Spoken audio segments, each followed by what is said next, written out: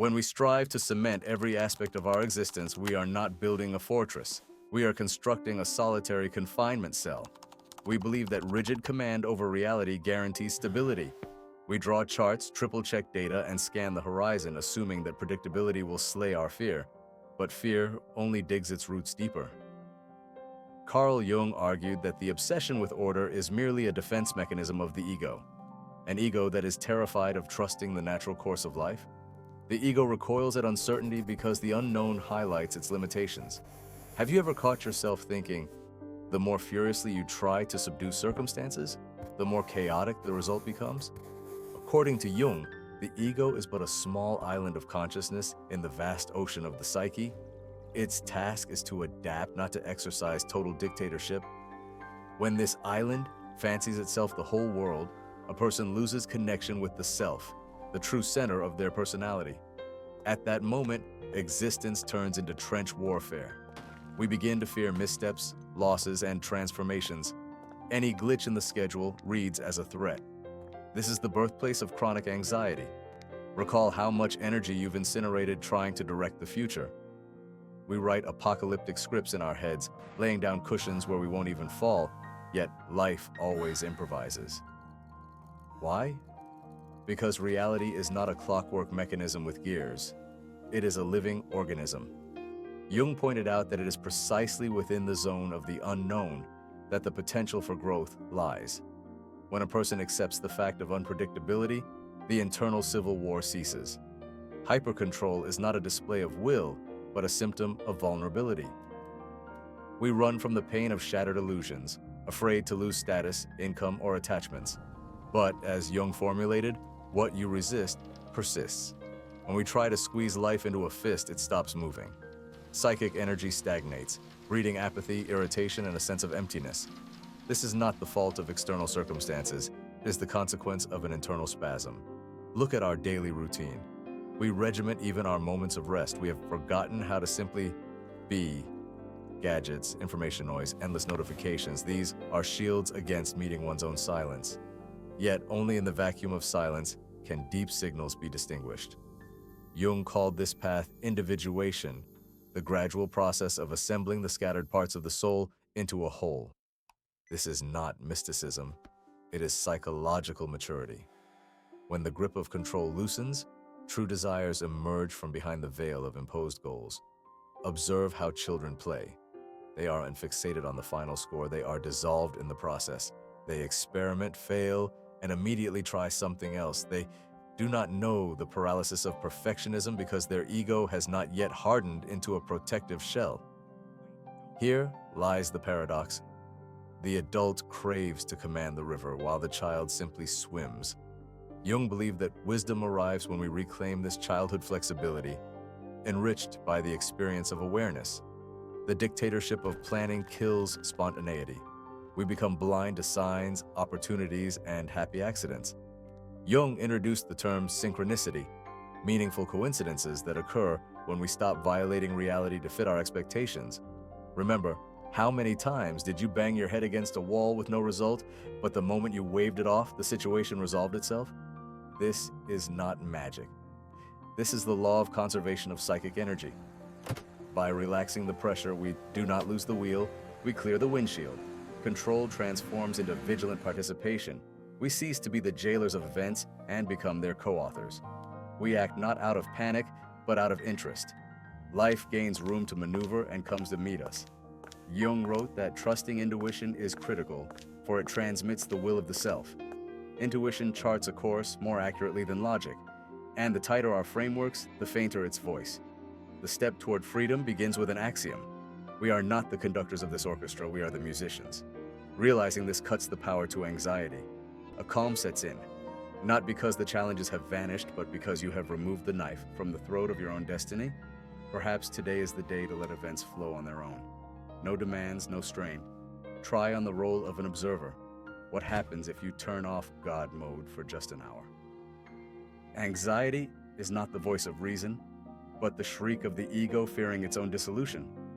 For Jung, anxiety was the shadow of the conscious mind. It rises when the axis between ego and self is broken, when we live entirely in our heads, ignoring the soul. We are conditioned to believe that worry is a synonym for responsibility, that if we aren't fretting, we don't care. This is a trap. Nervousness does not solve problems, it merely simulates activity.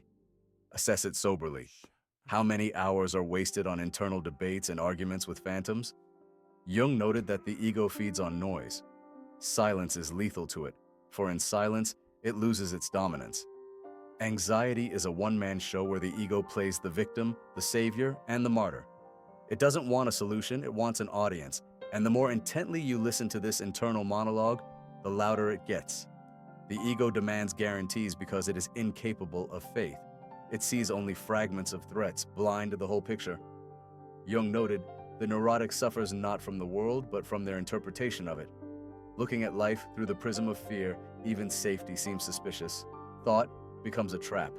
A single what if triggers an avalanche of horror, and imagination turns into an instrument of torture. Notice the mechanics of the mind during stress. It doesn't build bridges, it runs in circles.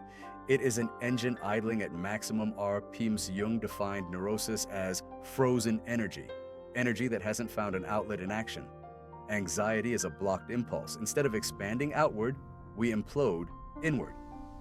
Have you felt how fear shackles the body? Tension in the neck, a racing heart, shallow breath. The organism mobilizes for a battle with a ghost. This is the price of the ego's dictatorship. The ego sees no difference between the thought of a tiger and the tiger itself. Therefore, Jung advised, anxiety should not be banished. It needs to be examined. Become a witness to its ebb and flow. When you stop fighting it, you cut off its fuel supply. The ego hates the fog of uncertainty. It demands maps, instructions, and stamps of approval. But life is under no obligation to report to us. Anxiety is a rebellion against the fact that the future is closed. We are not prophets, and that is natural. Admitting one's limitation is the starting point of growth. Jung used the concept of the observing self, that part of consciousness capable of watching the ego's hysteria from the sidelines.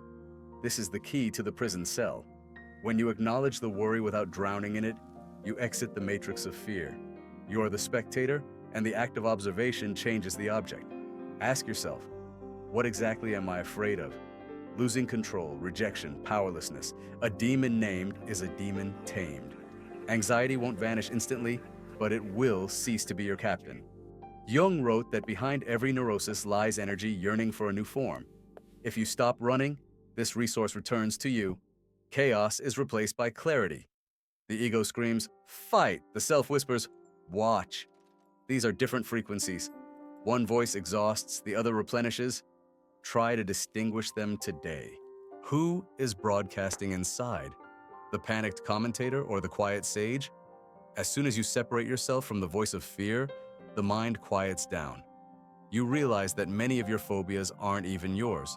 They are viruses caught from the outside, old records playing on repeat. Disidentifying with anxiety creates a space of freedom. In that space, no excuses are needed. There is only the breath, the fact of being and presence. In this moment, the soul's main work begins. The return to the source. To let go does not mean to surrender. It means to stop warring with what has already happened. Jung wrote that tension arises when consciousness rows against the current of the unconscious. We want to moderate feelings, people, and outcomes, but this is merely an escape from the mystery of life. Letting go begins with honesty. I am not omnipotent. This is not capitulation, it is maturity. Have you seen how panicked swimmers drown? Like the more furiously they beat the water, the faster they go under? But relax, and the water itself pushes the body to the surface. Such is the physics of the psyche. As long as we resist, our resources are wasted on friction. Trust the process, and momentum builds. Jung called this aligning with the internal order. Many confuse trusting the flow with laziness. A mistake. This is action without violence. We continue to work, but from a state of peace, not deficit. Then Jung said that true power is the alliance of consciousness and the unconscious. When the mind goes silent, the navigator of intuition switches on. It is quiet but unerring. To let go is to stop proving your worth to the world. We cling to attributes of success, love, and importance, believing that without them, we are nothing. This is a mirage. By letting go, a person sheds the role and begins to live the essence. The ego is terrified. Without control, I will disappear. But it is not you who disappears, only your disguise. Recall a moment when you lowered your hands and suddenly, everything became simple. That was no accident. That was a redistribution of energy. Letting go releases a colossal resource previously bound by fear. You begin to see doors where there were once walls. Jung believed the psyche is a self-regulating system, provided we don't interfere. Sometimes it feels like unclenching our fingers is fatal, but let's be honest, how many times have you lost what you frantically tried to keep? We have no power over what is meant to change. Life is metamorphosis. By holding on too tight, we crush what we love. Jung emphasized letting go is a return to the eye of the storm, where it is always calm. It is order born of faith in life. When fear stops being the fuel, we enter the flow. This is a state where effort is minimal and efficiency is maximal. We don't tow life behind us, we raise the sails. If you're going through a storm right now, ask yourself, do I need to fight the waves or can I simply hold the course? Often life is wiser than our plans for it. Letting go is a muscle. It must be exercised. First, there will be fear, then silence, then freedom. Jung taught us to see the unconscious not as an enemy, but as a partner. It leads us toward wholeness, but to hear its hints, one must turn off the internal radio. By letting go, you don't abandon the helm. You simply stop hindering the ship, and then magic happens. Circumstances fall into a puzzle, like the right people appear on the horizon. This is not mysticism. It is synchronization with the rhythm of the universe. Try to unclench your grip today on something small, a nagging thought, the expectation of a call. Just let it be. Watch. This is how the exodus from the slavery of anxiety to the land of trust begins, step by step. The anxious person usually defends not their reality, but their image of themselves. Jung called this the persona, a social mask designed to appease society. It is useful as clothing, but fatal if it grafts onto the skin. We begin to believe that we are this facade. We fear exposure. But this is the root of the crisis. How many roles do you play? The professional, the partner, the mentor? These are important functions, but they do not exhaust your essence. Jung wrote that neurosis is inevitable when we identify with the shop window and reject the warehouse.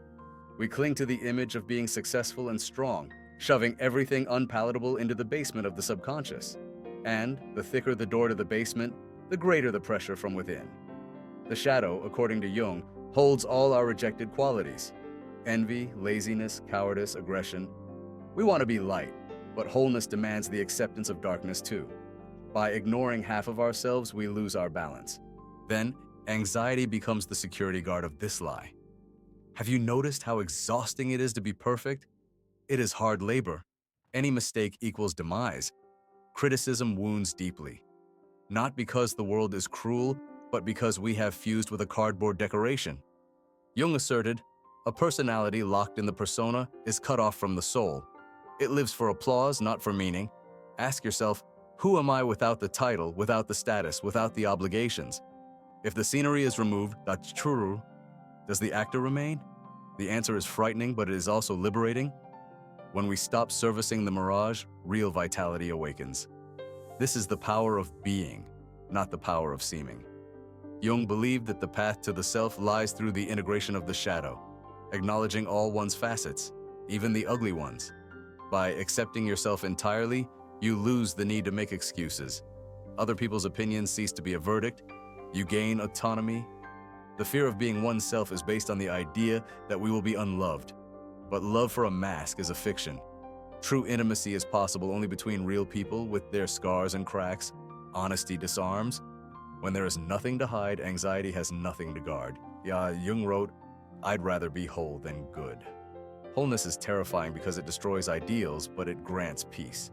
You step out of character, you allow yourself to be wrong, and suddenly you hear a voice that has been silent for years. Imagine the freedom of being real, without filters or censorship. The energy that went into plastering the facade now flows into life. You feel a lightness unavailable to the actor. Jung said that healing is not the attainment of sainthood, but the acquisition of authenticity. When the makeup is washed off, a living human remains. And only they are capable of deep connection, creativity, and love without the taint of fear. To be oneself is an act of courage and the highest stage of maturity. It is a road where anxiety is replaced by clarity, and the race for an ideal is replaced by quiet dignity. When we stop strangling life with control, it begins to breathe. Jung taught that we have a built-in compass, the self, which knows true north. While the ego thrashes about, the needle quivers, but in stillness, it points the way. We begin to see a pattern where there was once confusion. Coincidences form a logical chain. Everything happens on time. This is the natural operation of a healthy psyche. Anxiety muddies the water, hiding the bottom. When the ripples fade, the water becomes transparent and we see the depth. We stop feverishly seeking answers outside and find them within.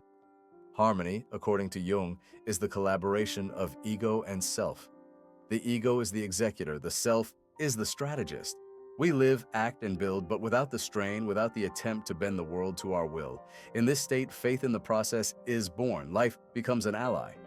Notice, genius ideas come in the shower or on a walk when we are relaxed. Tension blocks the channel. When we do not demand a specific result, a fan of possibilities opens up. This is the art of swimming with the current, consciously and without struggle. The moral is simple. You cannot force the river to flow faster, but you can catch its rhythm. The harder we hold on, the more we lose. By allowing things to happen, we find ourselves exactly where we need to be. Life does not expect a fight, it expects a dance. Jung considered maturity the moment when a person stops seeking safety and control and finds it in trust in the present. Then anxiety disappears like smoke. We no longer war with the current. Sometimes trust feels like a risk, but in reality, it is a return home to one's nature, to the internal logos. You need only stop creating interference. And one last thought. Life is wise enough to manage without our micromanagement. It knows the route. And when you finally lower your arms, you realize everything falls into place on its own. Not according to your plan, but according to a higher design that you finally allowed to unfold.